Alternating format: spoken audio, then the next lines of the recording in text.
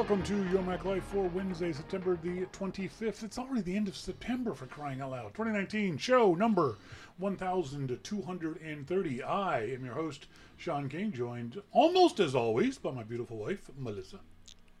Melissa King. Melissa King, that's right, Melissa King. On tonight's show, we're going to talk to our friend Jim Dalrymple of The Loop at loopinsight.com. We're going to talk to Jim about any leftover iPhone 11 questions that I have, he has, that you have. Send emails as always to onair@yourmaclifeshow.com. We're also going to talk about Apple Arcade.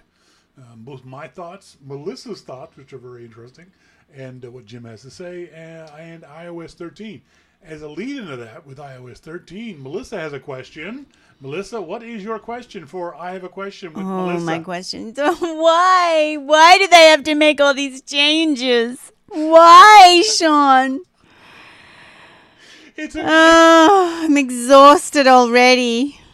I spent the last little while trying to. Why is this? What is what? Why? Why do they want me to? What's blue? Do I have to do the Bluetooth thing? Why is everyone asking me that? Do they need Bluetooth? I don't even really know what Bluetooth is, what's you guys. What's this emoji thing?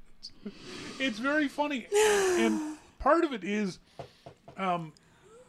us nerds kind of getting used to changes in operating systems, different variations of things. Also, Apple really not doing a very good job of explaining why they make these changes and showing you what changes they're making. It can be very frustrating for someone, and because in general, we all know this, in general, human beings don't like change. We like, when we get used to something, we want to keep it that way. One of the funniest things in the world is, I still remember back in the days of iOS 7 and 8 and 9, when Apple brought out the Mac OS 10, the very first version. We were like, oh my God, this is awful, this is terrible, I hate it. And then we fell in love with it. And now when you go back and look at the original version of Mac OS 10, it looks freaking awful. It's just a piece of crap that you would never ever want to use ever again. So we don't like change, but we get used to change fairly quickly. More so when we understand the change. And I think that's a blind spot for Apple. They do a terrible job of explaining that A, we've made changes, B, this is why we've made the change, and C, here's how that change can be good for you. Yes, and I think that they, with all the information gathering that they do, which they do, through Siri and all this, that they could say to me, you really don't need to do this update if you're happy. I don't want to feel that I have to do it. No. I don't have to do it, do I? Yes, some of them you do. So you have to do it. Because they're built into the operating system. Like the Bluetooth thing you're talking about. That's built into the operating system. There's no way to turn that off. I'll explain to you what that is, what A, Bluetooth is, and B, what those changes are, and why the changes are actually good. See, that's the other thing Apple does a terrible job of, explaining this is a good change. This is why we're doing this change. Instead of just all these messages are starting to pop up. I'm getting the same messages. All these messages are popping up about Bluetooth. You're like, well, why all of a sudden am I getting all these messages? And people kind of freak out about it without understanding why Apple's doing it. It's actually a security feature. It's actually a good thing that Apple's doing. But I think the opposite. I think, oh my gosh. Yep. It's like when their apps ask you, oh, they'd like to know your location. I'm like, no. That's right, no. So I Mind your business. Am I supposed to do that here? Should I be cautious? I don't know. And as Scott Throw said, iPad OS is even stranger. The iPad OS is now, as of this version, diverged from the iPhone OS. Mm-hmm. So there are not just size differences in apps, but actual functionality differences in apps. And that's, for some people, not a good thing. Before, at least, you could kind of count on the fact that if it worked this way in the iPhone, it'll work that way in the iPad and vice versa. So if you did a thing, a swipe or a tap or whatever, it'd be the same in both versions of the devices, because they're both running functionally the same operating system. Now they won't. Now they aren't. And that divergence will get more and more and more as time goes on, and could get more and more frustrating, because now I have to think, okay, what device am I on? The iPhone, I have to do it this way. The iPad, I have to do it this way. Or I have a functionality in the iPad that I don't have in the iPhone. So I have a question again then, because two questions? My school district is all those huge big iPad stations in all the schools, and so how do they upgrade all of those when you have them en masse like that? That's a good question. Every school district, depending on their size and their budget, can be different. I mean, they might be having one guy running around pushing update on every one of these devices. Hopefully not. Oh, no. What Apple does, every night, Apple, in all their stores around the world, every night, they shut the store down, they turn off all the lights, and someone in the back pushes reinstall. And every machine gets reinstalled. Can they do that for the schools? Yes, the same software is available for schools. So if schools have bought into the Apple system in this way, they can do the same thing. They can update all the software all at once in a school, obviously when the students are using them, and do it that way. And then have to tell everyone in the school. That's the thing, do they? Because, teachers don't want to deal with this kind of stuff while they're teaching. Or if there's changes, and the kids will be like, well. And one of the problems is IT departments often don't think of that when they go to make these changes. They think, oh, there's a new version of the operating system. I will install it for all of my teachers. But then the teacher opens up their iPad and things have changed. The icons are in different places. There's a new app there. What's this Bluetooth thing? And your IT guys aren't helping people figure this out. Oh, and they're not there. And then they have to teach a lesson and they're already a bit confused. Now, what I said to you, and I was surprised they didn't, what the IT department at every school district, every company should do is don't anybody install anything. It should be locked down so that you can't install a new operating system until the IT guys can make sure that this new version of the operating system works with all the school district apps. Maybe the school district, I know yours doesn't, but maybe the school district has specific apps that need to be checked and verified that they work with the new operating system. So a message should have gone out to everyone, don't update. Same with we were talking before, iOS 13 was kind of buggy for some people, and it was an odd enough update that a lot of us were saying, okay, don't upgrade until like yesterday, 13.1. I didn't update your phone until yesterday. No. But your school district didn't say that. There hasn't been anything that's come out, and there's all kinds of apps and learning tools that they use every day. Yeah. Your school district, whoever your IT guys are, not very good IT guys.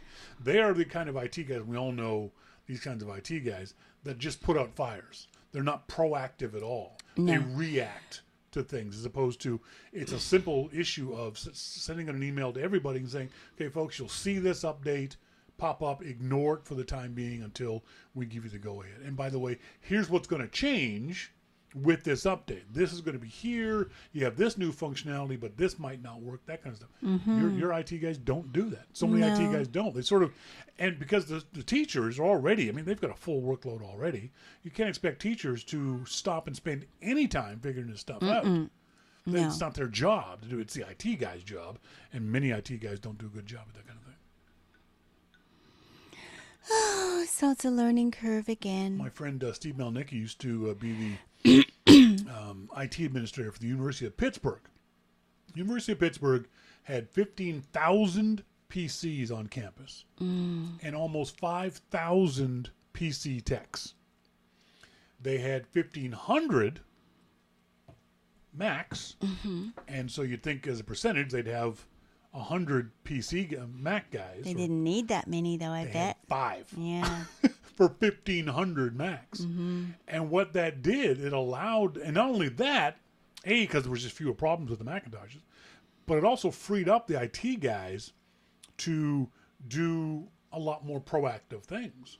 Whereas the PC guys are constantly just running around putting out fires, the Mac guys could set up programs and set up training and do all that kind of stuff. So I love that. Yeah. Mo says, sounds like an IT department is understaffed and under-budgeted. I don't know if that's true, Mo, but they're certainly under-knowledged, if I can use that frame. They don't see their job as servicing the teachers as their customers. One of the problems of IT. They see it as them serving either themselves or their computers and not thinking of the teachers as their customers. If you change that mindset and think of the teachers as your customers, then you're in customer service. And you have to do what your customer wants. Same when you take your car in for an oil change, you want that guy to know what he's doing and to talk to you and explain things and do things properly. Your IT guys seem like so many IT guys, their customers they think are the servers or the computers, not the users. The users are people who are using my devices. But think if they thought of the teachers and the staff as being their customers, maybe that would change things. Yes, I think they have the knight in shining armor syndrome. They like to show up to solve the problems instead of cutting them off at the pass. Exactly. Instead of heading the problems off. So I'm sure today they got X number of emails and phone calls and whatever from people saying, this doesn't work in my new iPad, the new version of the iPad, blah, blah, blah. How to solve these problems. They're like, yay, I have problems to solve. As opposed to if they'd done But something. hold on, there's only two of us. Yeah. That's right. Whereas if they'd waited, if they'd said a month ago, hey, this is coming, don't do anything, send out reminders, blah, blah, blah, they would have had a whole lot fewer problems. Monty says that's a management issue. Yes, absolutely. But it's also the IT geek issue in the sense that they're not telling management, hey, this is the way we should be doing things. Culture was definitely old school, Microsoft-centric, and presumptive.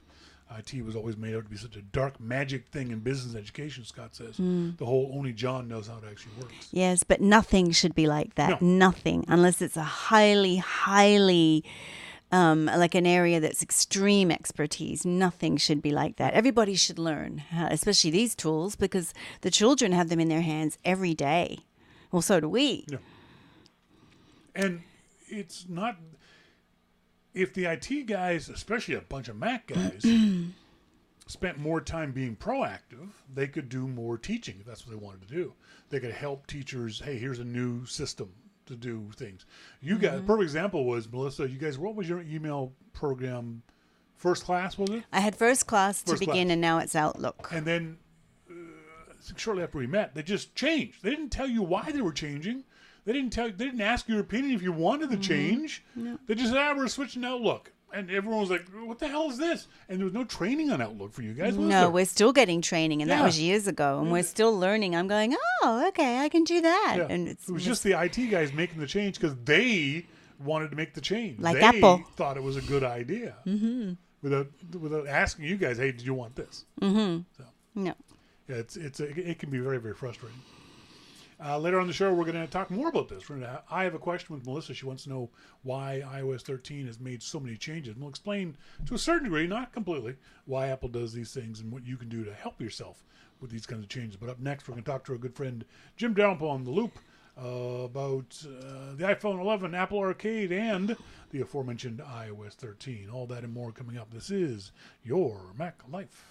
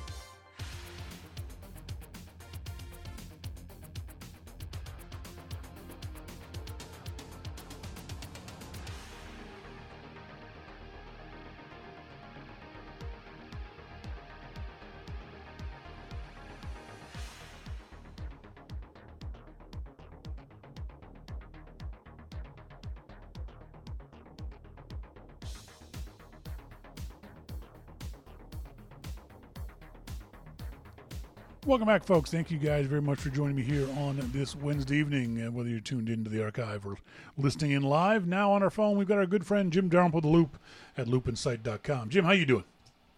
Doing good. How are you? Good. So now, oh, jeez. I can just tell. You know what? I can tell by the sound of your voice. How many beers have you had today? Well, so a friend of mine stopped over, like, I don't know, an hour or so ago. Okay. No, probably, maybe an hour and a half ago, maybe.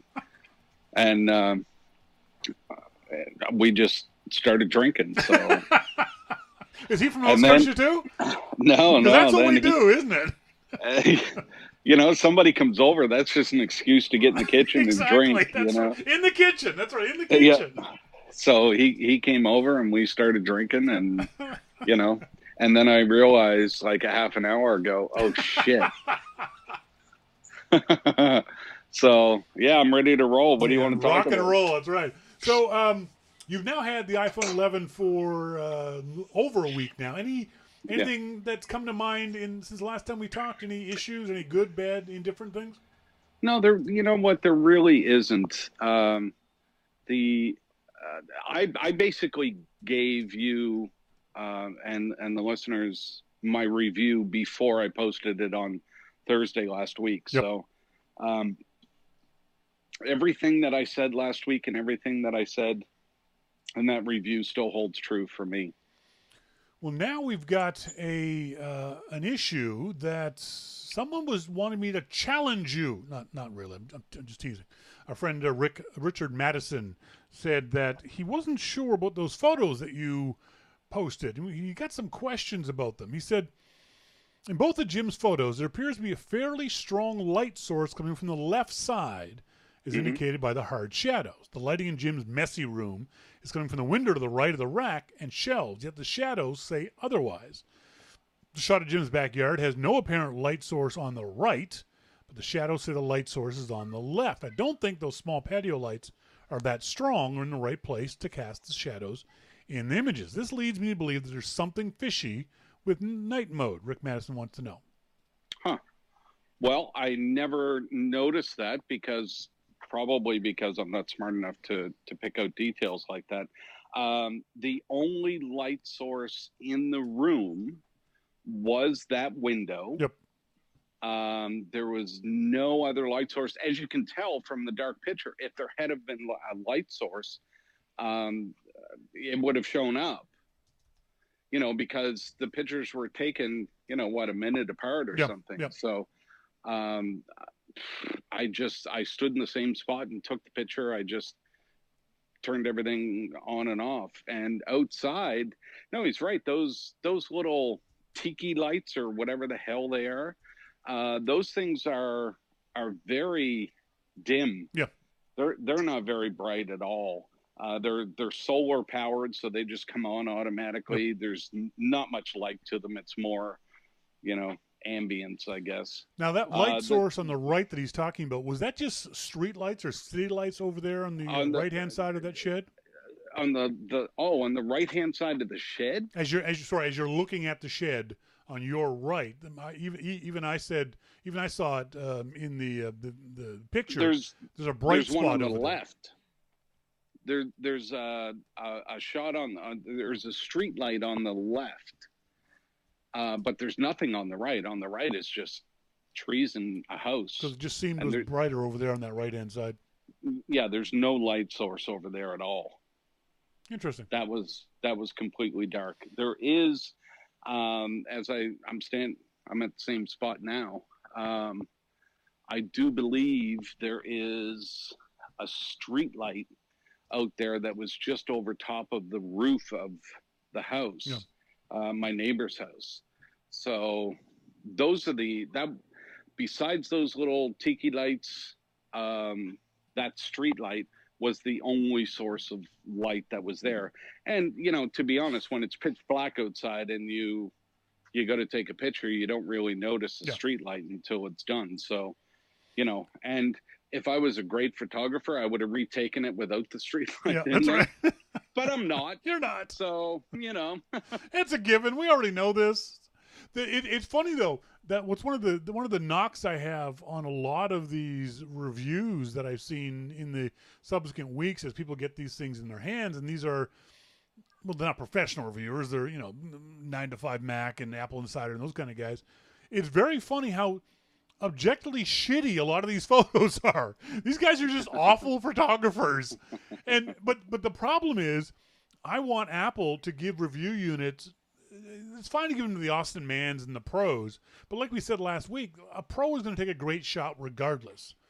But they're also, the reviews are written by guys who aren't even good photographers, amateur good photographers. And I'm going to talk about it a little bit later, but I want Apple to give some review units to a talented amateur so that people can see what they can get. Because you assume, yes, Austin Mann's photos are going to be beautiful.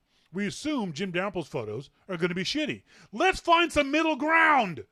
But, come on. My photos were pretty good. They were.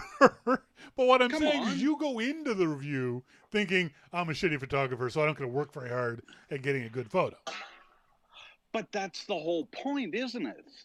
I mean, I'm not a great photographer, but I get some good photos out of that.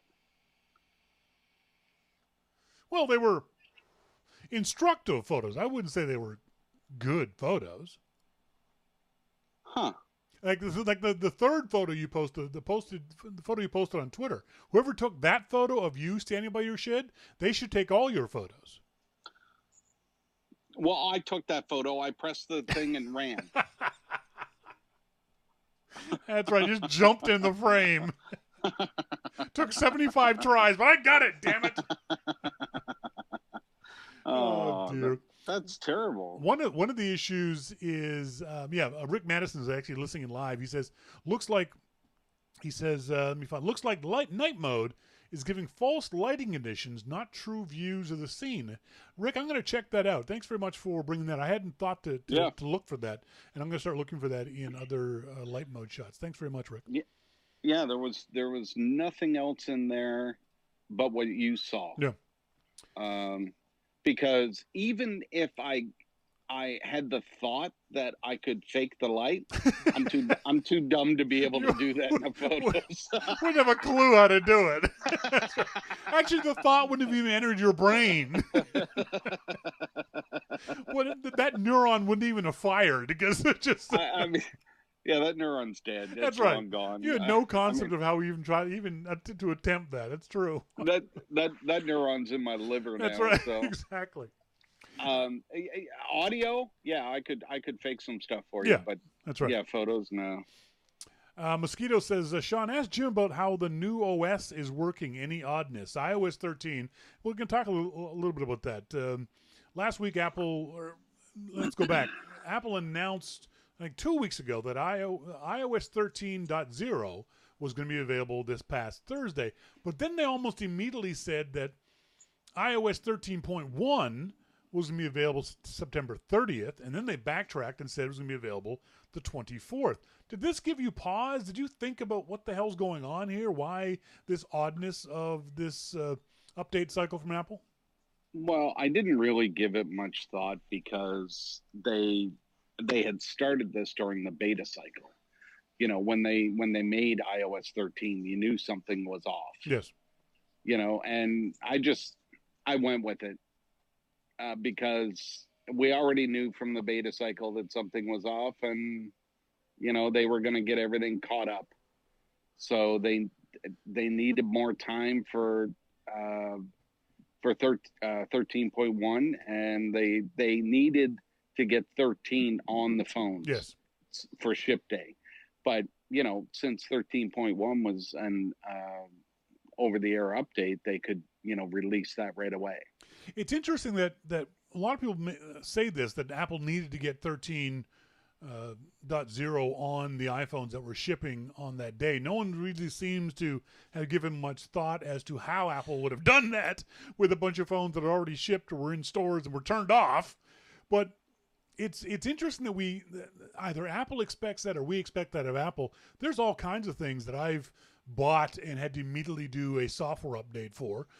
Sure. No, it's things. It feels like it's a peculiar issue with Apple, either from Apple's point of view or from our expectations of Apple. I didn't see the rush. I don't see why Apple didn't say, "Hey, folks, you know what? 13.0 just isn't going to cut it. Let's everyone hold off until Tuesday, and we're going to go straight to 13.1."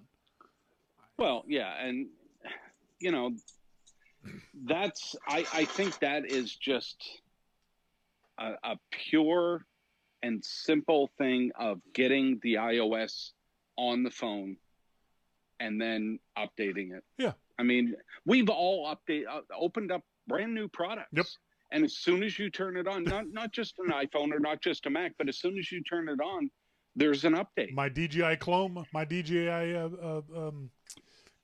clone. What the hell am I talking about? My DJI drone. As soon as I bought it, I got it right from DJI in China. And the second I turned it on, it said, updates are required. Okay. We expect that sort of thing. It's not that big a deal. I don't know why people had to feel like they were rushing this thing. It was just a weird update cycle for Apple. Along with those, sorry, go ahead. It was a weird update cycle, but I think if you look back to how the update cycle started, then it's not so weird because they split iOS 13 and iOS 13.1 back in end of July, maybe August. They split them. So we already knew that there was something up. And typically when something like this happens, it means that, okay, we told people iOS 13 was coming. Yep.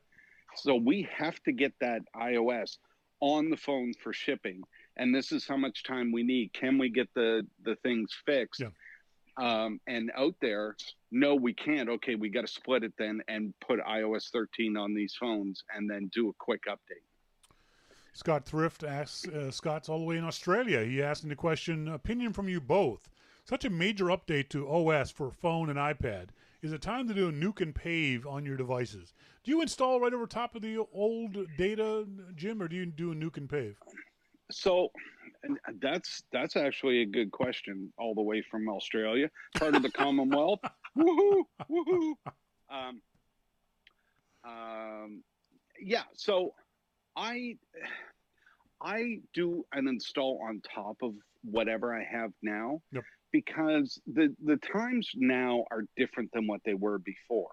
I mean, if you asked me 15 years ago, what do you do? Well, I do a full backup, and then I delete and format the drive, and I start fresh. Yes. And we used to start fresh quite a bit. Yep. Because the OS, Mac OS 7 and 8 and 9 were so bad. Yeah. I mean, shit would just crash for no reason at all. And, the good old days. Yeah. So, those were different times than what they are now. So I feel very comfortable in just doing an install over. Now, when I start installing iOS on my iPhone is probably the end of June, the developer betas. I start installing those the end of June. And, we're probably maybe towards mid-July, but we're probably 2, 3, 4 betas in by that time when I first install it. Yeah.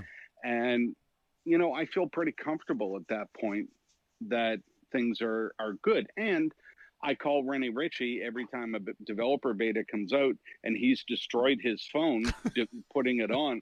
And I say, how is it? And he said, no, just destroyed my phone. I said, okay, call you next time. Yeah, that's right. And I call him back and he said, no, this one seems pretty good. So then I install it. So Rennie's my guinea pig and has been for a number of years. But you're right. That is the way that, in the so-called good old days, we would do things because you want to do a clean install. I don't do that anymore. I do the same thing that you just said. I'll do a backup. And actually, that's what happened to me on Thursday. I was going to do a regular backup. Something happened with my backup. And so I ended up having to do an update and restore. And instead of restoring, the phone operating system updated to OS 13. And I was like, no, I didn't want to update to OS 13. I was waiting till Tuesday. No. And it lost all my data.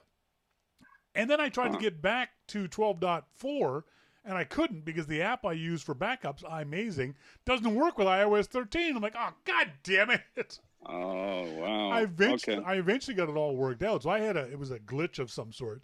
But yeah, I always try to do a backup before I do the install of one of these updates, major or minor. Any kind of update, I'll always do a backup. But yeah, for the most part, I install right over top of it nowadays. Because, I mean, when's the last time your computer actually crashed? Oh, it's been so many years. I don't think that. Well, okay, so there was one instance a little while ago, and I actually posted on Twitter about it. And this was probably 2 months ago, maybe a month and a half ago. I was doing an update to the latest developer build, and my machine crashed after doing the update. And I thought, okay, well, the Catalina, the beta bug finally bit me. And because it hasn't in years, even the betas have been very good. And then I realized that the beta bug didn't bite me. The stupidity bug bit me. Ooh, that's the worst one. That is the worst one of all, because I had a shitload of files on there, like big, music files on there on my laptop that I shouldn't have had. And I had no space left. So the update had enough space to download and start the install, but not enough to finish. Ouch. So it just sat there. And I read everything about what was going on, and basically everybody said, oh, if this happens, it's just beta, and I refuse to believe that, because the beta cycles have been so good, and the upgrade cycles have been so good. And finally, I decided to connect my laptop to my iMac through target mode. And I looked at the hard drive, and it came up and said, yeah, you have like 10 megabytes left or something. And I thought, oh, that's what not a good. Dumbass. So I deleted a whole ton of files. And then at that point, you have to reinitiate the install, because the install is basically stuck and can't go anywhere. So I deleted all the files that I needed to delete and had 50 gigs or 60 gigs left. And then I put the the beta OS on a USB stick and installed from there, and everything worked great. Of course it did, because I'm a dumbass. Yeah, that's right. So that is the only time in years that anything has ever gone wrong, and it was my fault. So yeah, for the most part, Apple's done a very good job. Although we will talk a little bit about this later with Melissa about the issues with the changes in iOS 13. Let's move on to the other news of the past week. Apple Arcade was finally released to the public on the 19th, and I know you're not a big gamer, neither am I. So I'm not going to say a whole lot about the games themselves. Let's talk about the idea of Apple Arcade and their response to it over the past few days. What have you seen? What do you want to talk about with regards to Apple Arcade? Nothing. You're such a dick. Okay, so you don't treat Leo Laporte like this, you bastard. Here's well, then clearly you didn't tune in the other day, because I did. I haven't seen the last one. No.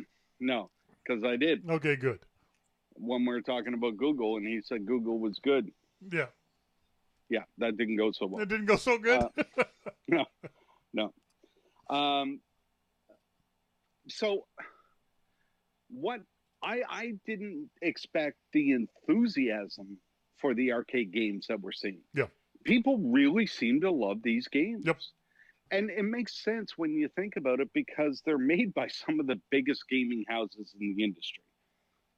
And I know of some even more games that are coming from some big gaming houses that haven't been announced yet.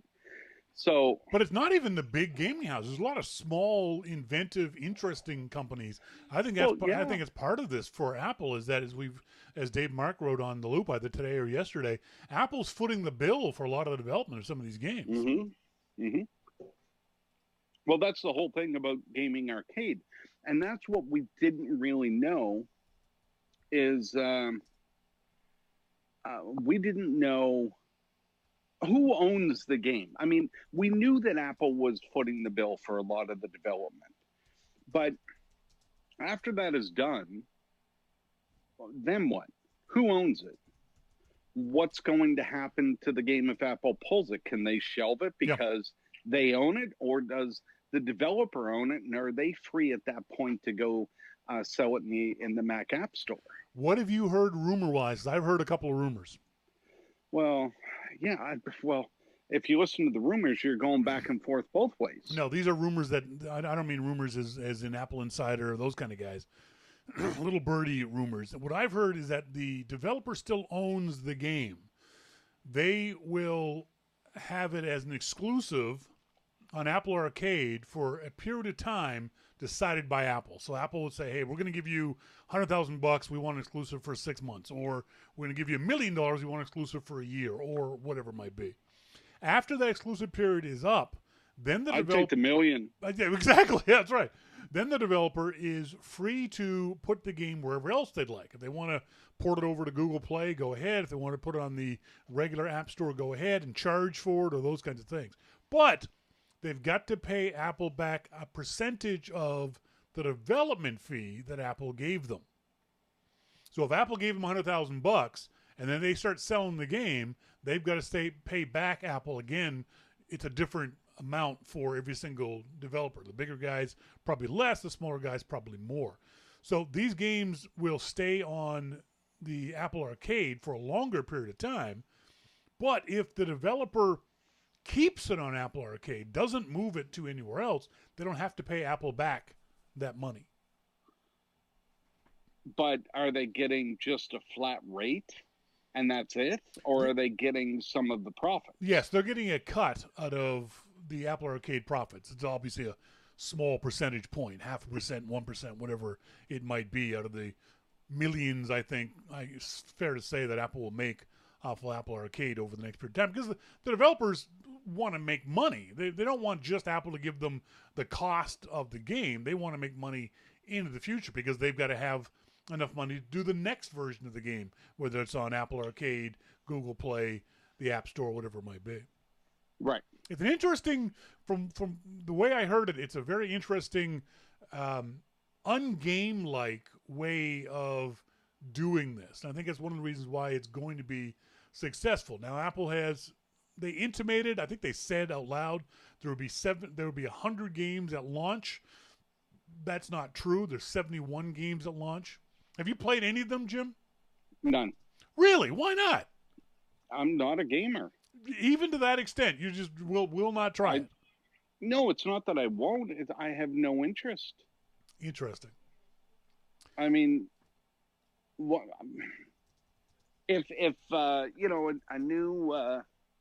a new guitar amp came out? Would you try it just because it's there? No, you don't care. Yeah. I mean, I can't play games. You can't play guitar. That's fair enough, but your ability to play guitar is much better than my ability to play games. That's for sure. I'm a very, very casual gamer. I play a couple of games on a regular basis. A game called 1010 and Apple's Texas Hold'em. Those are the games. If I'm going to pick up the phone, I'm sitting in the doctor's office this morning. That's what I'm going to pick up and play. Except this morning, I'm sitting in the doctor's office. I picked up one of the Apple Arcade games, just testing it out. Not that I love the games or things like that. Most of the games don't have any interest to me personally. Again, not a gamer. Some of them I found just frankly quite boring. There's a lot of exposition in the game. even some of the games that are being reviewed well, because I'm not a gamer, I don't necessarily like them. The two that I have liked a lot is Grindstone, which is a Bejeweled Snood kind of 3-in-1 game, and another game called Pinball Wizard, which is just a pinball game. Nothing. The graphics are pretty, but it's pretty much just a pinball game. But well, the pinball game, I understood. The last one that you said, all those words that you put together in that sentence, didn't understand a single part of it. But what I'm interested in doing, and hopefully I'm going to try to do it tomorrow, is my 13-year-old son had 5 of his still smelly friends over this afternoon. Hopefully they come back tomorrow, because I want to test these games out on them. Because if it was that would be interesting. If it was just me, $5 a month to play these games, maybe. I haven't found anything that's compelling. But if there are a bunch of 5-year-olds who will play 10 of these games in a month, that's worth it. Sorry, 13-year-olds who will play these games. And there are games that they might be interested in. They're over here playing Minecraft. There's no Minecraft-type games there. Well, your son grew fast from 5 to 13. I know. He's an extraordinary child. One of the other thing I was very interested to see is how the same games worked on the Apple TV. And so when the new Apple TV OS came out, I downloaded a bunch of games that I had already tried on the iPhone, and some of them aren't as good because of the controller issue. I don't have, or I have no idea where it is. I've lost the Siri remote to my Apple TV. So the games don't work with the old gray remote. So you're giving the games a bad review because you're a dumbass and lost your remote. No, I'm saying the games I liked on the iPhone don't work as well on the Apple TV using your iPhone as a remote. Why don't you use one of the connected remotes? One of the game controls. I am not spending money on this. I'm not going to spend X numbers of dollars for a dedicated gaming remote for the Apple TV. I just absolutely refuse to do that.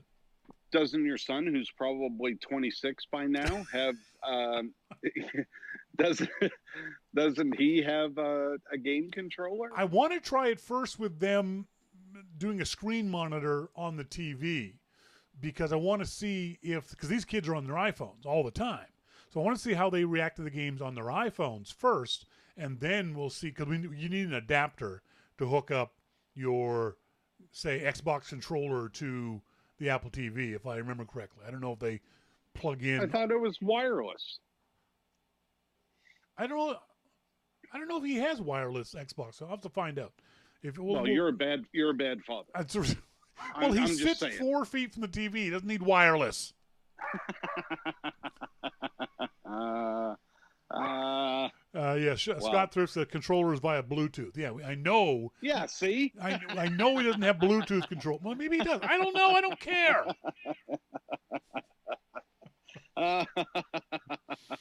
But I think this, from the reaction of a lot of people, this is going to be absolutely huge. Now, that being said, I have yet to find a game that has any interest for my wife.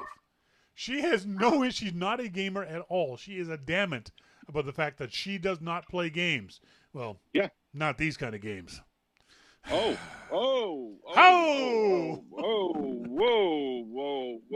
She's not in her, totally different. She's not in her totally room. Different podcast. I mean,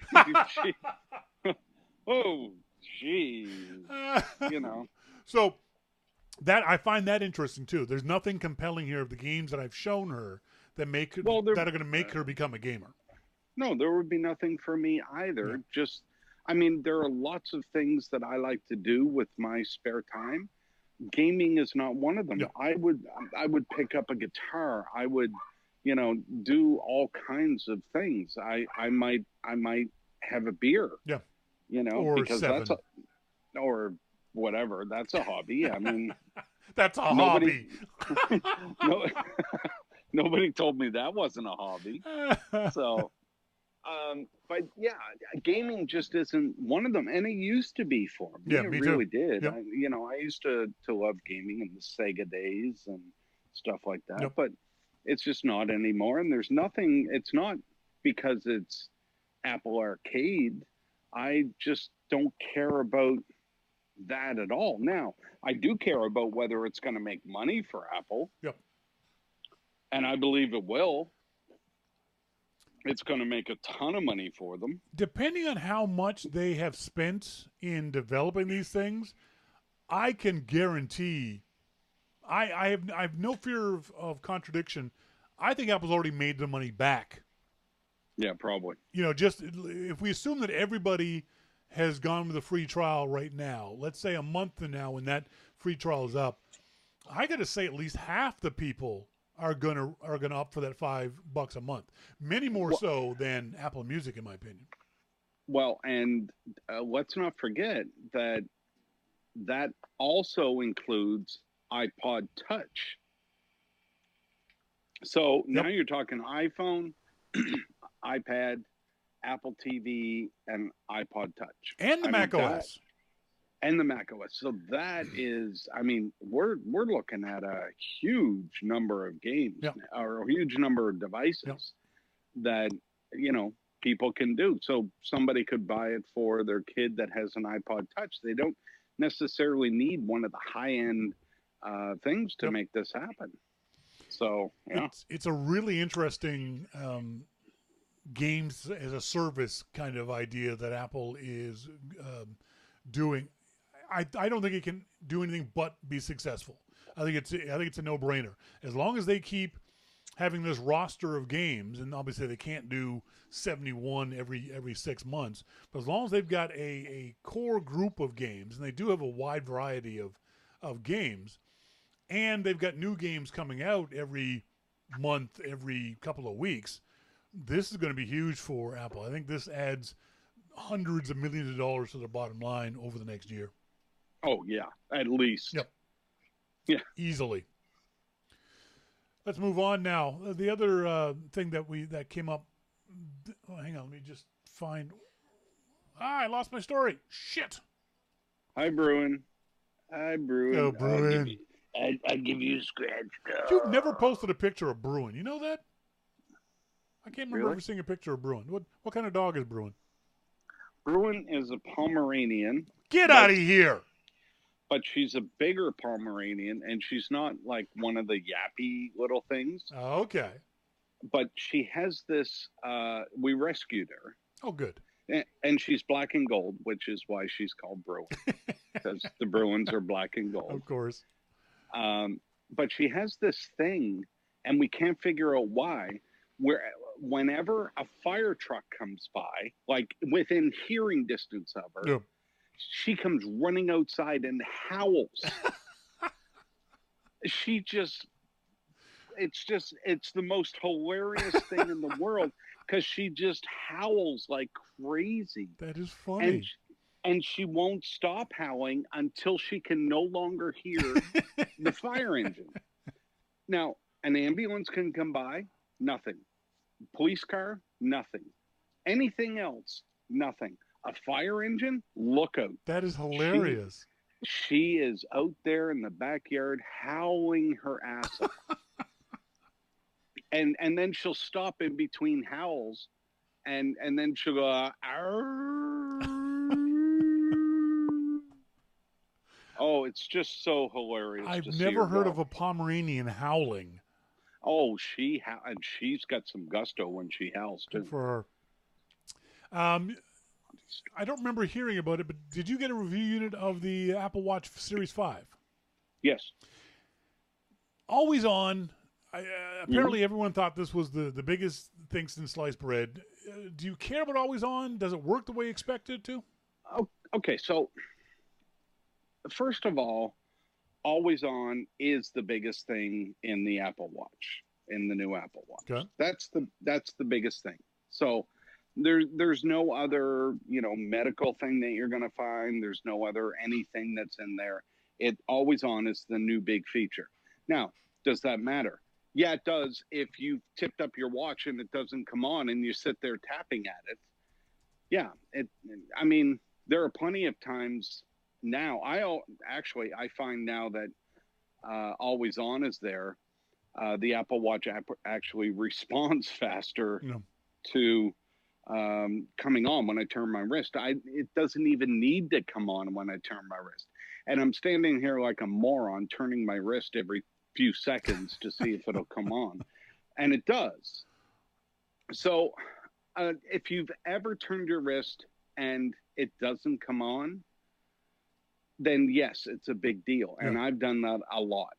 So, yeah. And there's no effect on battery life on this. Apple touted the fact that with this new screen and this low power always on mode, that it wouldn't negatively affect your battery life. So here right now it is about 20 after 6 in California. I've had this on since 6:30 this morning, and it's at 51%. That's damn good. So, clearly it won't be done by the time I go to bed because, I could pass out any second. So it won't be done by the time I go to bed. So yeah, it's always on plus, great battery. So that's my use throughout the day, and that was very normal use. I went for a walk. Do you want to, start your workout? Yeah, all this kind of stuff. So it was a very normal day, and 51% left at 6:30 at night. So in the next 4 hours, I'll be in bed. Yeah. So yeah. Do you wear your Apple Watch to bed? No. Yeah, me neither. That's one of the things that people were talking about. They were hoping, the rumor was that Apple would add sleep tracking into this next version of either the operating system or the actual hardware, and I don't see that as being something that I'd want for me, if only because I sleep in my stomach with my face on my wrist.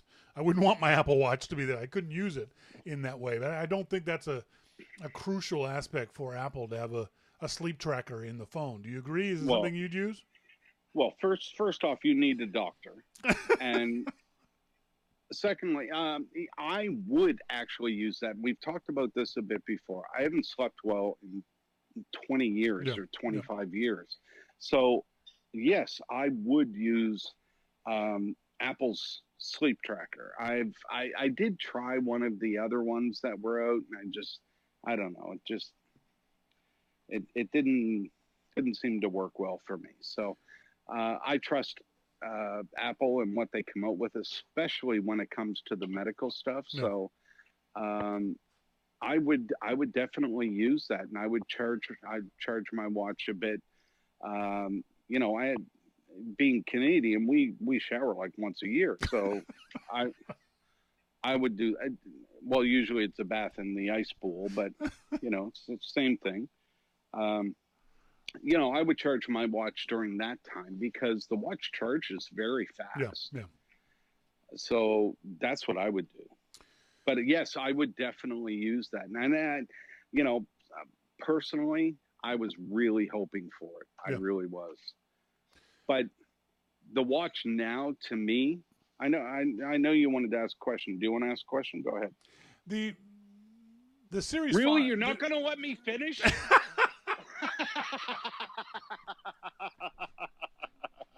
Okay, go ahead.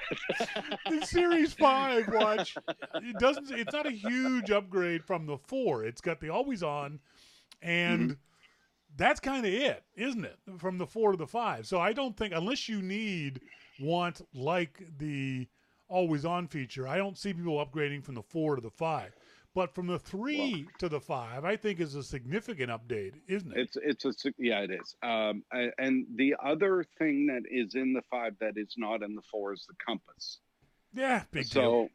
So, well, for a lot of people, it is. That could be a big deal. For my parents who hike a lot and stuff like that, that could be a big deal. I don't leave the city, so I don't need a compass. Yeah, I don't leave the backyard. Yeah, so if I want to find if I need to know where I'm going, I'll call a cab. Yeah, take me north. Let him deal with it. By the way, do you have a compass? That's right. So those are the big differences. It's obviously faster. I think it's better. It's more tuned with the new OS. There's all these things, but yeah, those are basically the big changes.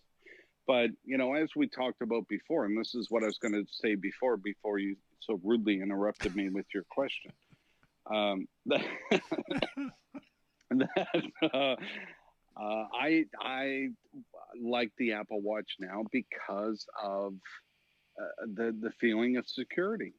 Yeah. If something happens, then I know that I'm going to know about it. And luckily, I'm healthy as a horse. Yeah. I mean, so I don't have to worry about it. But even there are other people like you that are sickly that might need it more than me. But even if you are healthy as the proverbial horse, you can still fall down. You can still get hit by a car. You can still be in a motorcycle accident. So I think that kind of stuff. I mean, if you like the Apple Watch in general, and you have the 3, and you have the money for the 4 or the 5, get it for that feature alone. We saw the story last week of the bicyclist in Washington. Even though ZDNet said it was a motorcyclist, you fricking morons, it was a bicyclist who hit a rock. Something that happens to bicyclists when they're mountain riding trail, whatever the hell they do out in the woods. Fell over, hit his head. Not unusual. But the stories of those things, I love hearing those stories. The watch knew he had fallen down, and something I didn't realize, I kind of knew, but reading the story made me remember it.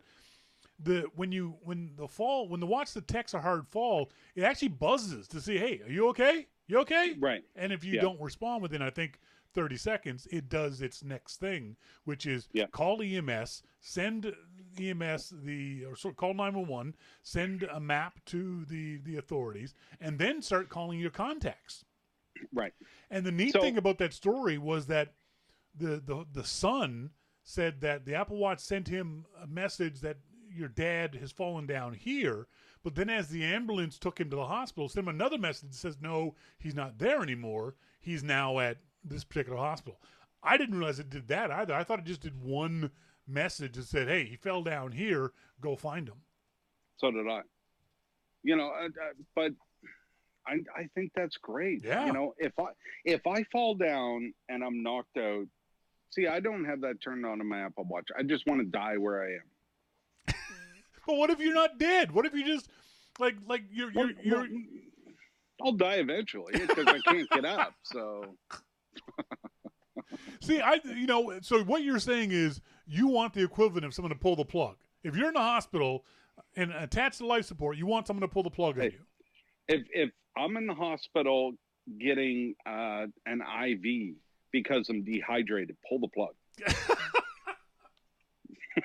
See, I'm the exact opposite. I don't want you to pull the plug. I want to live on life support for the rest of my life. I want to be a burden on the system.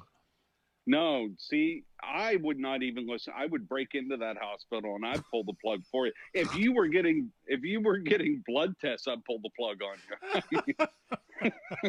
Sir, it's a needle. I don't care. I'm practicing, just in case. I'd grab the defibrillator and just zap you right. Hey, Shawn, hold this. Nurse, clear. But for me, I think this is a no-brainer. It should be mandatory in every smartwatch. Garmin should have this. Fitbit should have this. Everyone should have this. This is a great idea. As a motorcyclist, I know I take my life in my hands every time I get on my bike, and I would love to be able to have that kind of mental security to know, hey, if something happened, then the watch would do its best to take care of me and alert my loved ones. I think it's a no-brainer. If I can say, as somebody that's known you for 25 years, just about or more now, I mean, I wish that you would get rid of your bike. I really do. I can't. That's like me saying to you, get rid of your guitars. I know. It's the same thing. But my guitars don't go 100 miles an hour on the freeway. Yeah, but you got to plug them in. You could plug them in the wrong place and electrocute yourself. Well, yeah, I'm not too smart, so that could happen. No, I completely understand it. I always say motorcycling is the most dangerous thing I do, but it's also the most fun I can have my clothes on. So it's risk versus reward thing. I make sure I'm all geared up. I've got a $800 helmet. I've got an $800 jacket, $200 gloves. I get as geared up as I can. But yeah, I still completely accept it. Things can go wrong. And yet there's 20-ton semi coming towards you head on. That's right. Yep. Your $800 helmet isn't going to do much. Not going to do a damn thing. I completely understand. Yeah. No, it's something as a motorcyclist, if you have half a brain, you grapple with all the time, especially when you've got a family. You know, when you've got a wife and kids and some people who love you. It's definitely a hard thing to do. Melissa and I have the same conversation. If we're both out riding, she's on the back of my bike. If something happens, the kids are half orphans. You know, it's not a good thing. It's definitely something I think about. And I feel the same way when I'm driving a nice car, like a fast car, and I'm out in the freeway and I'm driving. That to me is just freedom. Yeah. I drive, the top is down and the music is blasting and I'm just going, and there's nothing stopping me, especially those little 6-cylinder cars that the cops have now.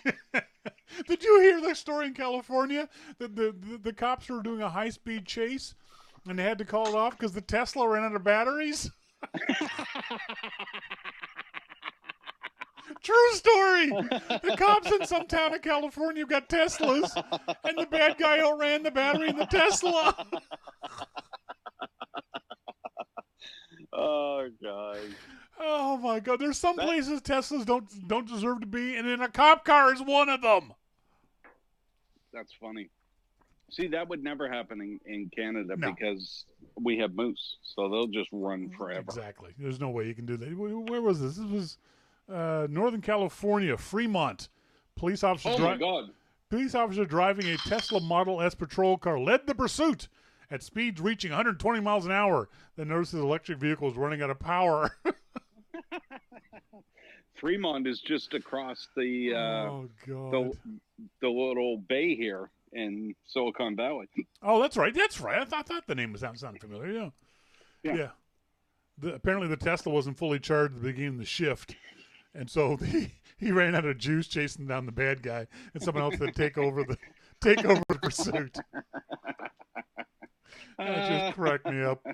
Folks, we're talking to Jim Dalrymple with the Loop at loopinsight.com. He's here each and every week. He has his own podcast called The Dalrymple Report. Check it out. Subscribe. It's on the iTunes store. Thanks, Jim. Thanks, Shawn. See you, buddy. Bye-bye. Bye. Yeah, that was, I read that story and thought, you know what? We don't need Tesla police cars. We gotta, I understand, some say, well, police cars run out of gas. Yeah, but still, you can go to you can notice that you're half a tank of gas and go get more gas. If you're a half tank of Tesla, you got to go stop for 4 hours, and obviously cops can't do that. By the way, she's still in the IRC chat room. Just Sherry's still there. Look at this.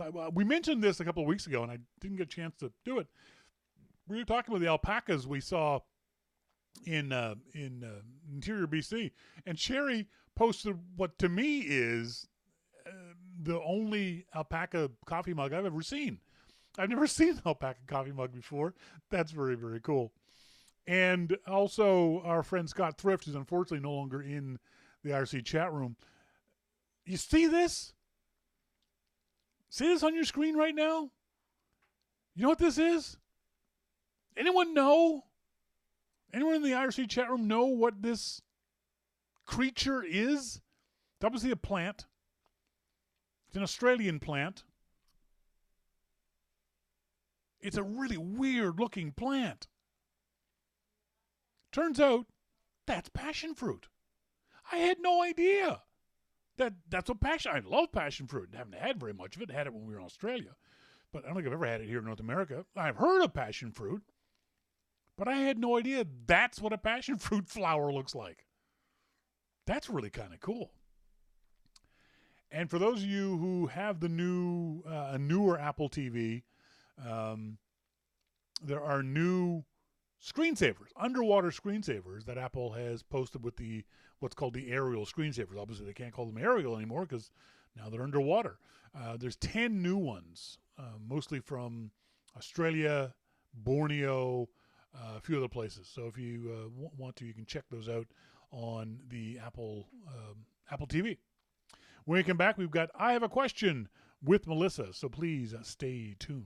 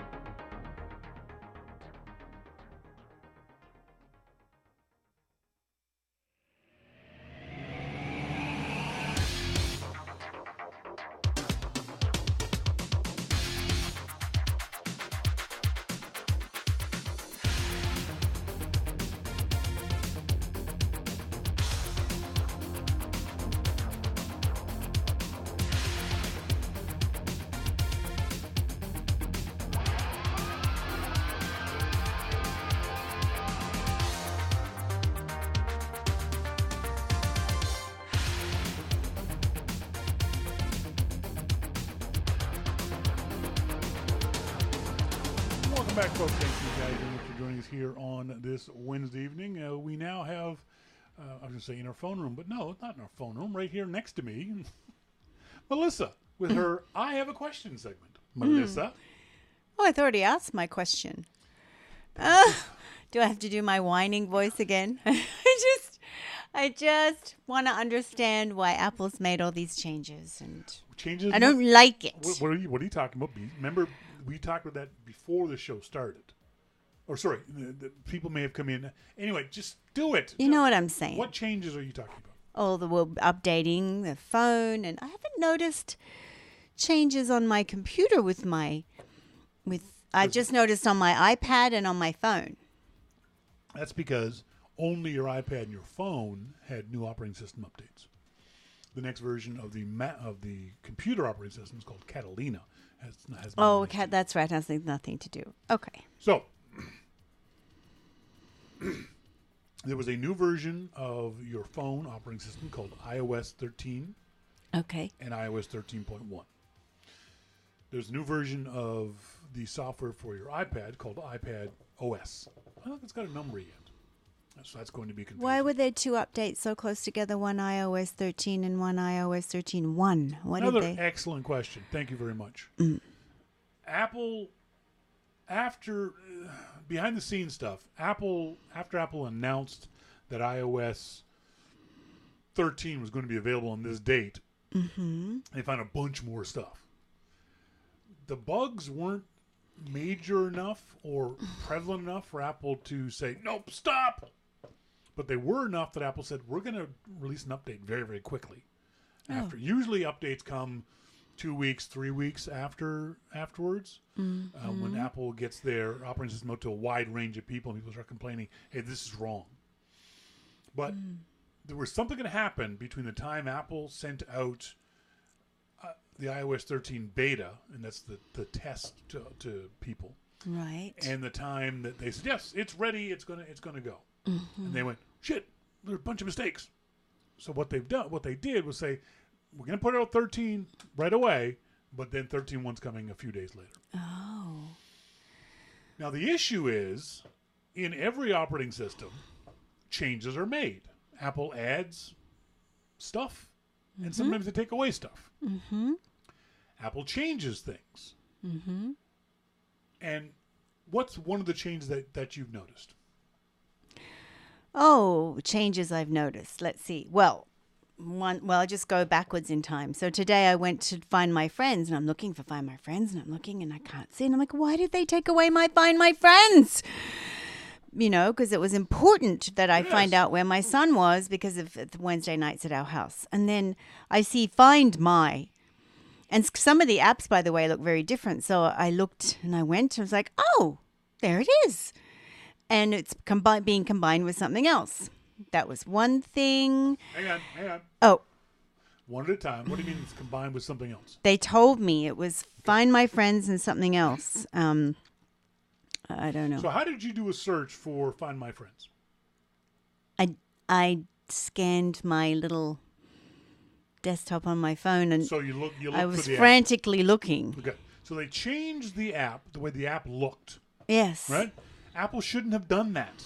Yes, they change it and you go in and it looks different on its presentation as well. But if the Find My Friend app is on your home screen or any other screen on your Macintosh, and Apple changes that, and they change it to what's called Find My, which is confusing and grammatically stupid. It's really Find My. They could have at least called it Find My Stuff, you know?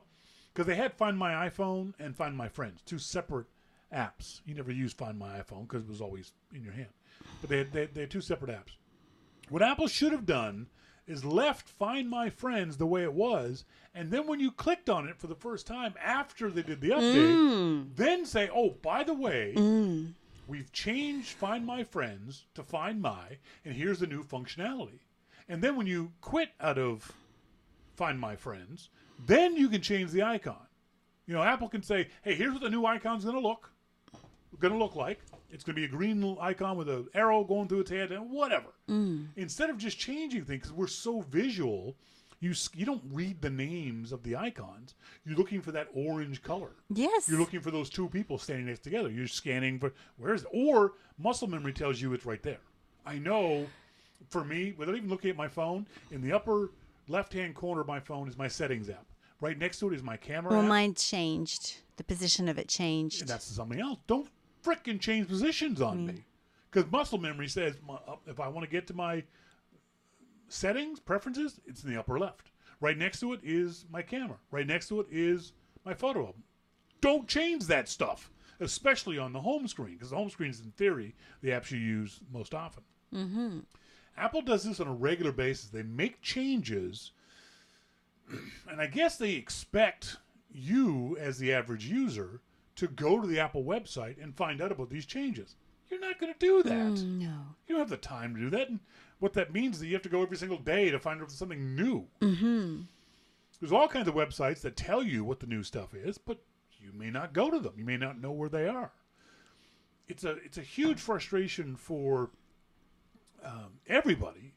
It's easier for those of us who are nerds or nerd adjacent to deal with the changes because we're kind of used to it, and some of us kind of like it because it's kind of a little find your own adventure kind of thing. Oh, where is it? Oh, what's new here? Oh, but for average people who just want to get shit done, I just want to get shit done. Don't change things without telling me that you're going to make the change. The other issue you have is with Bluetooth. Tell the audience about that. Oh, well, I don't understand why now if I go into an app, it'll pop up and say, Facebook wants to use your Bluetooth, whatever. And I don't know what to do. I think, well, now I do, but initially I thought, oh my gosh, well, I don't want to do this. Should I do this? And I didn't know what I was going to sabotage if I didn't do it. The most interesting part about that was that you said you don't even know what Bluetooth is. Not really. And that's not unusual. That's no big deal. I'd be willing to bet the vast majority of average users who, even though they use Bluetooth, don't know what Bluetooth is. Okay, my speaker's Bluetooth. Bluetooth is a communication protocol. Okay, it's a way for devices to talk to each other. It's like Wi-Fi. It's like I'm not going to go into the old school stuff, but it's basically a way for a device to talk to another device. Mm-hmm. I believe it started off with headsets. So your phone would get the phone call, and if you have Bluetooth turned on, the phone would say, "Oh, Bluetooth is turned on. They want the audio from this phone call to go to their headset." So I'll look for the headset. Oh, there's the headset there. It's called the Jabra, whatever. I'll send the audio there. It was a fairly short range thing. Bluetooth, I think the spec works initially it worked within 10 meters or 30 feet, and now it's about 100 meters or 300 feet.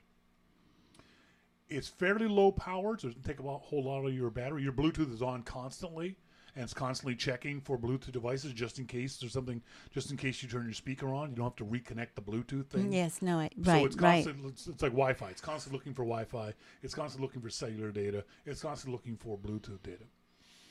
So Bluetooth can also report things to your phone. And in that reporting is data that you may not want other apps to know. Location data specifically. Mm-hmm. So what Apple has done is they've cracked down on apps using Bluetooth in every way. Oh. Even apps that are supposed to use Bluetooth. We have Avia smart lights in our bedside tables. And it uses Bluetooth, and we tap a little icon, and we turn our lights on. We turn them blue, or we turn them green, or whatever. It's kind of cool. That uses Bluetooth. But when we first opened up the Avia app, it said, the Avia app is using Bluetooth. Do you want to continue letting them do that? And for me, I go, yeah, of course I do.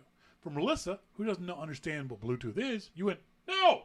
Well, I don't, because when Facebook pops up and says Facebook wants to use Bluetooth or whatever it said, I instantly get suspicious. So I just said no. When Facebook asks, you should definitely be suspicious. Facebook has no need whatsoever to access your Bluetooth. Facebook isn't sending audio to your headset or to your speakers. Facebook never, ever, ever, ever needs to access Bluetooth. And there are hundreds of apps that are doing it. Facebook is doing it because they want the location data. Facebook wants to know where you physically are. Why? Ask Facebook. Maybe they'll say, oh, it's so you can do check-ins and things like that. Bullshit. None of that stuff needs Bluetooth. So what Apple's doing is trying to make the user more aware of the fact that these apps are using Bluetooth in the background. Well, I like that. Thank you, Apple. I like that. But they could have told me. Exactly. That's the problem. Instead of just scaring people, they should have said, by the way, this is what's going to happen from now on. We're going to warn you about these things so you can choose whether to allow these apps to track your data. Apple didn't do that. So these things are just sort of popping up. And you're like, oh, shit, what? Apple does a terrible job of explaining these changes. They might do it on their website. They might do it in some sort of documentation that only nerds read. But for average people, if it's on my phone, if you've made changes on my phone, tell me what those changes are. Let me to end. And then the other thing is, and Apple's never going to do this, but the other thing is, if Apple makes this change, let me not accept the change. So Find My Friends. I don't want it merged with Find My whatever else. So I'm going to say, no, don't make that change. Apple's never going to do that. And it's probably unwieldy for them to do it. But if you're going to make a change, Apple, explain to the average user why you made what the change is and why you've made the change. I think so. I saw someone today was saying that in the new version of the Mail app, no, I don't use Mail on my phone very often, but in the new version of the Mail app, they've changed the icons in the lower right-hand corner. There used to be an icon for reply and reply to all or forward, that kind of stuff. And now what they've got is they've got the reply icon right next to the trash icon. On the iPad? On the iOS, on the phone, I guess. Oh, because on the iPad, it's fine. I've been using it. But you never put the trash icon next to the reply icon. I agree. That was a bit... Because muscle memory, you can hit that thing back and where'd the email go? It's gone. It's and deleted. then what does this mean? So I looked on information on the Find My Friends thinking, well, maybe it'll tell me. And then there's this TomTom and other data providers. I don't know who TomTom is. Where was this? So when I went... Okay. I looked on the information on the Find My Friends, and I scrolled down, and it's TomTom. Who's TomTom? TomTom is a European mapping company that Apple has bought the maps from. Okay. Many years ago, when Apple first started to compete with Google Maps, Apple needed immediately to have a bunch of maps. They couldn't just, because you can't map the world in a day. No, right. So they bought the mapping information from TomTom. Oh. And part of the deal was that TomTom got to say that at the bottom of the maps. Now, Apple is now mapping the world using their own mapping software and cars and things like that. And eventually they might get rid of the TomTom thing if the TomTom deal costs them too much money or they don't think it's worth it or they've got sufficient data on their own. The problem is there's a lot of places that Apple isn't going to map that TomTom does. Or Apple doesn't have the resources to map Liechtenstein as well as TomTom does. Right. That's why Apple Maps works really good in some places, but not in others. The new version of Apple Map has a version of Google's look around kind of thing, where you can see an actual visual representation of where you are. Mm-hmm. Doesn't work for shit in a lot of Canadian cities because Apple hasn't mapped Canadian cities. So a lot of places it may not work as well as other things. That's where the TomTom thing comes from. The other thing that happened was, I don't know how, I opened it up, you had updated it, and it started firing all this questions at me about my picture or my emoji or what I wanted, and choose your features, and I'm thinking, what? And I don't know where all that is that I put in. But that's another thing, is that Apple should make it more clear to you why they want this information and what you can do with it, because it's very benign. Apple set it up so that the new version of messages and reminders and contacts, you can set your own graphic that gets sent to those people. So when they see in messages a graphical representation of you, it's the image that you want to send to people. So it's a picture of you. Well, what did they get before? Just letters. It would say MB. So open up messages. Yeah. On your phone. Mm-hmm. Put it back down. Well, I put a picture in for Rory, and what are these ones down here? Different people. What's next to the icon? Sorry, what is in the icon? What's in the icon? Yes. Well, it's the initials of people. Yes, that's right. So what people can do is, rather than have initials there, they can send you a memoji. So rather than it just being MB, Melissa Berryman, it's a picture of Melissa Berryman. I got a major tech upgrade before. It was awful. So how do I? Edit name and photo. That's right. So now you can put a photograph in there. You can add a photo, or I can send you a photo. So you can that represents me. And so there's all your emojis. Like there's my emoji right there. And if you change that, it'll send it to my phone next time we chat, and basically it'll say, "Here's the new." What are you doing? Well, it says strike your favorite pose. So I'm striking my favorite pose. Yes. Oh, no, now it's got me talking. But it doesn't say okay. I don't know what to do. I don't know. Okay. But again, anyways, this is the kind sorry, of thing. Everyone. It's just weird. This is the kind of thing that there could be a little video there explaining this, or a website you could go to, or something. Or just say, Melissa, if you want to, came in and I was going, oh my gosh, what do I have to do here? And because it's a brand new OS, there's so many of these things that are happening, right? It's everything all at once. You install this new OS, or someone installs it for you, as I did for Melissa. You turn your phone and it's like, "Geez, what's this? Oh, geez, and there's more. And I just want to check my messages. I was just, oh my God, you know. And That's I'm right. busy and I'm a mum and I'm running around and I'm going, oh my God.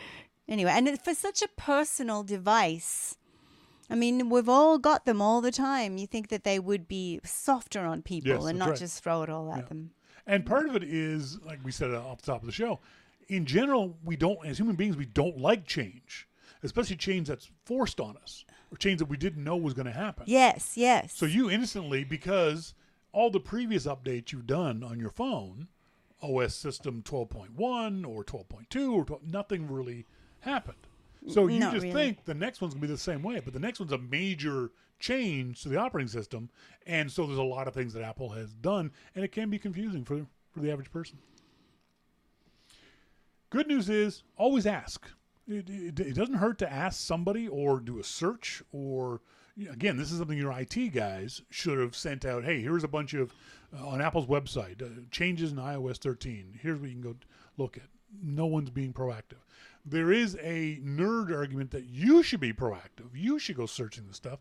But no, you've got I a have life. enough to do. Exactly. You've got a life. Doesn't matter. It doesn't matter. Folks, we love getting emails from you guys, as always. I love saying this. I love getting emails from you guys. We talked about the iPhone night mode from Richard Madison. Michael Marino says the Led Zeppelin album cover Melissa was referring to in the show a couple weeks ago is Houses of the Holy. Yes, I put the link on there ages ago.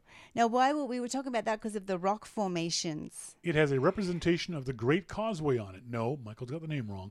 It has a representation of the Giant's Causeway on Which it. is in Ireland. Ireland, Northern Ireland. And they're those blonde sort of children, all Yes. creepily hanging out there. Speaking of that, Northern Ireland is the place that we want to go to next for our... I don't think we're going to Northern Ireland. Sorry. No. If we go to Ireland, we're going to go see Giant's Causeway in Northern Ireland. We will rent a car and go see Giant's Causeway. I'm sorry. That's not negotiable. That's a place I will go. This is insane. Popular counties of Ireland. 6 nights, airfare, hotel, car, out of New York City. You get 1 night in Waterford at the Dooley Hotel, 2 nights in Cork, 2 nights in Limerick. I want to go to Limerick. 1 night in Wicklow. Now, these are all in the Where's Dublin? southwestern, well, you fly into Dublin, southwestern section of Ireland.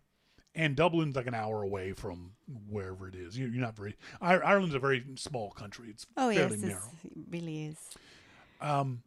So, round trip, economy airfare, economy class car rental, 6 nights hotel. How much would you pay for that in American dollars? American dollars. You're saying it's a deal. It's a deal. $850. $649. Well, that's nothing. And that's in March. That's nothing. That's nothing. That's ridiculous. $649. That's out in New York. You got to get to New York, right? Yeah, but even other places like Atlanta. So Atlanta is a very common destination. $749. Oh, okay. I know. That's good. That's Boston. good. So probably $649 out of it. $749 out of Boston, Los Angeles. $849. Oh, okay. But still, It's still really, really inexpensive. It is, and you can get there and just eat potatoes in any variety that you want and drink Guinness. Have a cheap holiday. So trying to arrange that, folks. When you drink lots of Guinness, you can speak Gaelic. Is that true? No. I think that's true. MacMan says, how about Chicago? $749 out of Chicago. Again, Wow. 6 nights, hotel, airfare, rental car for $749 US. That's super fun. Let's go to Ireland for a week. No says kidding. all these people. No kidding. That's ridiculous. Again, in March, they have other All in U.S. dollars, of course. U.S. dollars, yeah. So yeah, if when hopefully we will get to Ireland, I'm definitely taking the rental car and going to the Giant's Causeway. Absolutely. Galway. Are you talking about that it's in the north of Southern Ireland, or are you talking about it's in Northern Ireland? It is Okay. actually physically in the country of Northern Ireland. So you'll be going to 2 countries on the trip. If you want more details about that, send me emails to Shawn at yourmaclifeshow.com, and I'll happily pass along the things that I found out. Norman, I'm in need of a PDF form filler. Why did I say it funny? I went to the App Store, and there are some applications listed. Only one had a free trial. Trial didn't work long enough. Does anyone have a suggestion? I don't like to purchase an app without first trying it out. Norman, PDF pen from the nice folks at Smile Software. SmileSoftware.com is the PDF reader form filler that I use. First, find out if the form can. You have this happen all the time. See if the form you're looking for has already got editable text fields. Open it up in preview and see if you can add the document details there. The other thing you can do is, even if it doesn't, even if it's just a locked form, if you open it up in preview, you can often add text over top of the lines in the PDF form and then save it again as another PDF. Such a pain. It is a pain. Oh my gosh. I understand it's a pain. So give that a try, Norman. See if that one works. I totally hear you, Norman. That's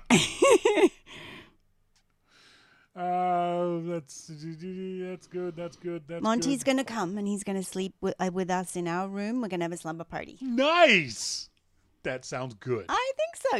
Let's just slumber party all the way around. I saw one deal. We can't do it because they're not set up for the time of year we want to go, called Adair Villages.